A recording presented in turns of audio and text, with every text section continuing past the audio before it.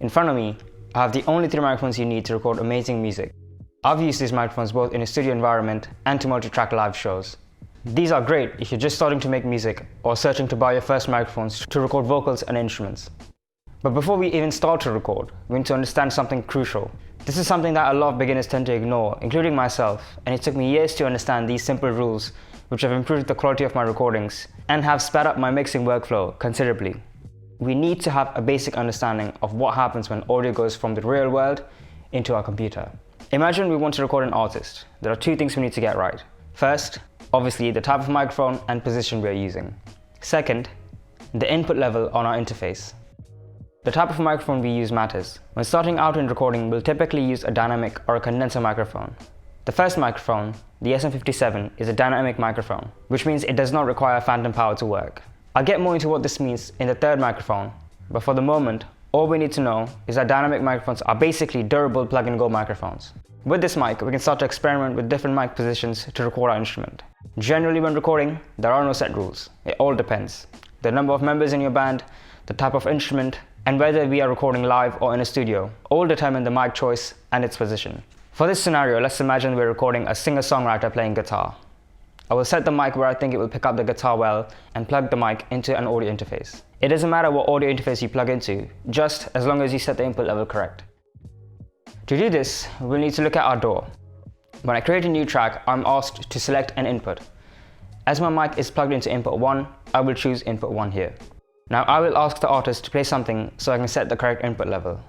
While setting levels, I'm looking to get the meter to hit right about here, around the -18 dB mark. I can turn the gain dial up or down to achieve this. If the artist is very dynamic, I will set the gain so that the loudest part will hit the -12 dB mark, but not any higher. We set our levels to -18 so that we have plenty of headroom in case the artist plays or sings louder during recording. This will save the preamps on our audio interface from overloading and prevent the audio from clipping. This is when the signal goes above 0 dB while recording. This clipping introduces unpleasant distortion that cannot be removed when we start to mix in our DAW, so it's good practice to keep the level around -18. With the guitar taken care of, we can now move on to the voice. The SM58 is one of my favorite microphones to use on vocals. It's again a dynamic microphone, so it's quick to set up. Both these dynamic microphones have a small pickup pattern, which also allows them to reject a lot of unwanted room ambience and get a dry and focused sound. I use the SM58 to record vocals live for this very reason. This, however, can sometimes lead to a very dry and unnatural sounding recording. So we'll use the third mic, the Rode NT1A, to record both the guitar and the voice by placing it further away from the artist. Condenser microphones are very sensitive and require phantom power to work, so I will turn phantom power on my audio interface. This is the third microphone on my list as it's a great all-rounder.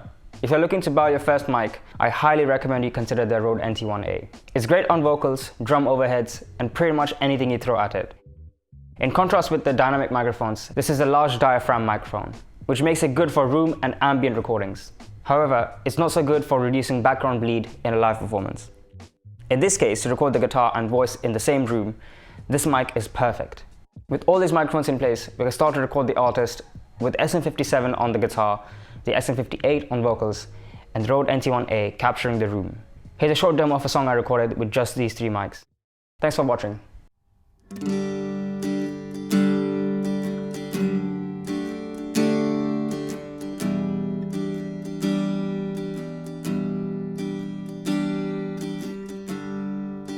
How can I tell what's going on?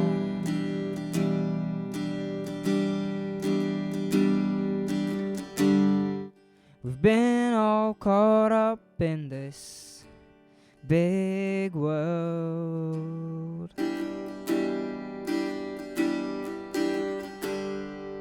Remind me of a time where we knew where to go.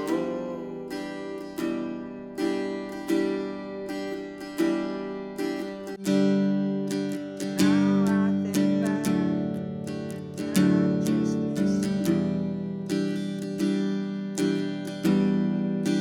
I should have known love's hard to find, and I should should have known your joy is my life. I should have held your hand for a little longer.